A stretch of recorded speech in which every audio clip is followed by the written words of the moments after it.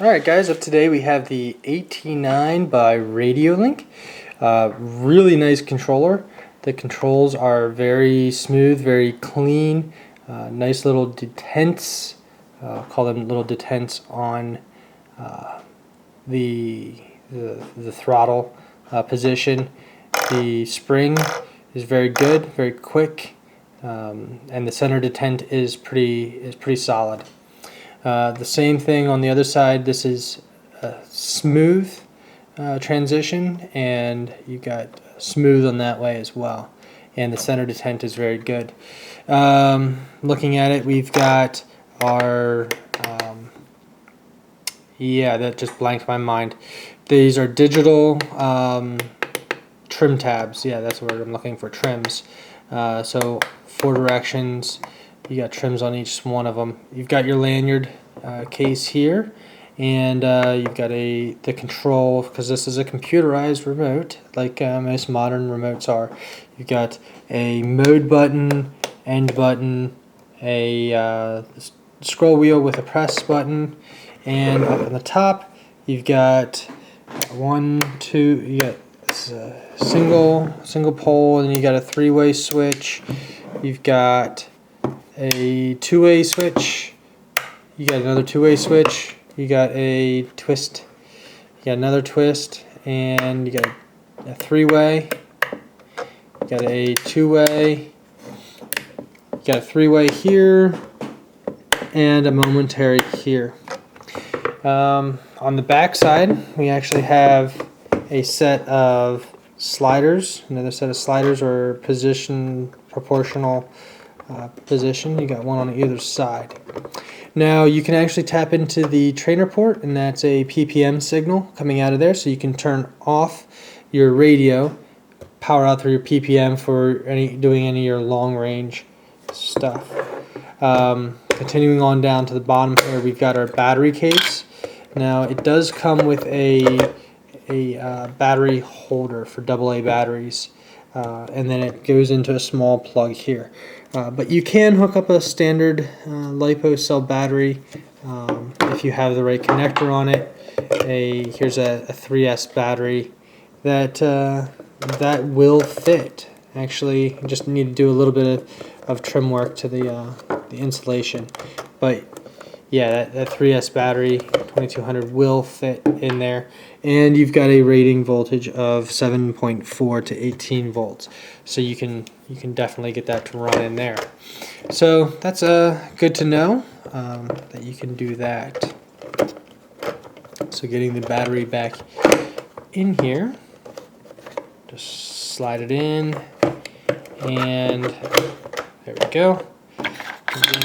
And the case goes on just like that. So you got a nice little grab bar at the top for turning it around. The antenna is fixed, which you're seeing in a lot of more modern radios. Those with fixed power requirements in order to get FCC licensing here in the United States to be used, you have to keep the same antenna. Putting a directional antenna or a high gain antenna would break some of the FCC requirements that the FCC puts on the radio makers in order to license or to be able to slap the FCC approval on the radio. So, but the radio, you can open it up. It does come along with an extra set of centering, for those DJI flyers who'd like to have a hover position in the middle and have that spring tensioned either way. So yeah, turning it on is simple. You got your power, boots up, you got your logo. For us quadcopter guys, we have a special airplane mode here. And setup is really easy. You simply hit the mode and hold it, and you've got your menu, and you just scroll through to the items that you're looking to change, and you can go ahead and change them. Features on this are extensive, to say the least. There are plenty of plenty of options and features that will keep even the most advanced, in my opinion, users busy and tweaking and tuning. So you got plenty of those sort of things. Yeah, you've got some receive for the telemetry stuff, and in the params you can change between English and Chinese, and you've got your transmit or receive alarms, which for us quad guys, again, we're running backs to our flight controllers, so we're not going to notice that. But you airplane guys will probably, because you're running, a nitro plane, will probably be running a separate flight control battery to the drive propulsion battery. So that's where that will come in handy for you guys. Yeah, so a lot of different setups and in the features menu, even going into your model type.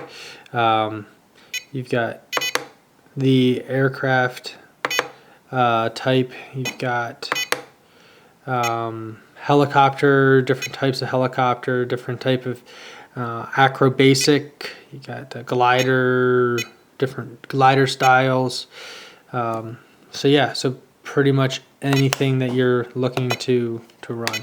Push and hold, or push the mode button again, you get your throttle curve, your attitude adjustments, your program mixes, and those are all available. So you can set up a different select your switch, what position it's currently in, and you can select your curve. So I've got a standard curve for quads and a low slow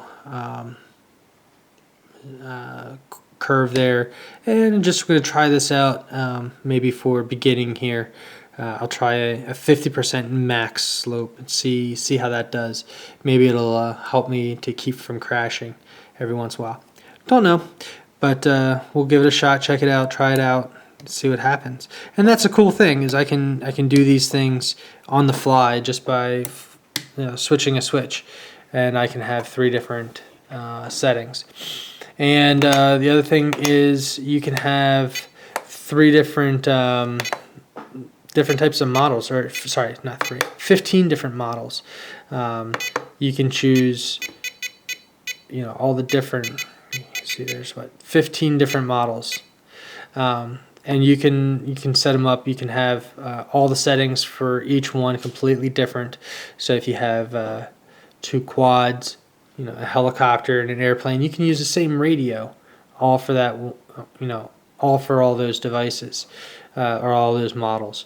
And if you want to have different settings, based on if you're doing precision work with a quadcopter or a helicopter, or if you're racing for speed and doing acrobatics, you can have different rolls set up, different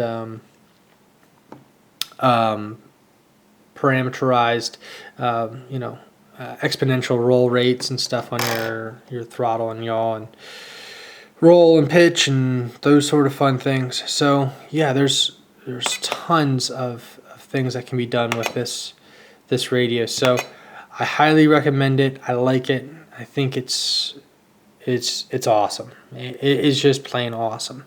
So give it a shot. Check it out. I'll leave a link down in the description. Like this video. Leave some comments if you have any questions. I'll try my best to answer them for you. If I can't answer them directly, I'll find an answer for you and I'll get that to you. So yeah, give me a shout. Let me know.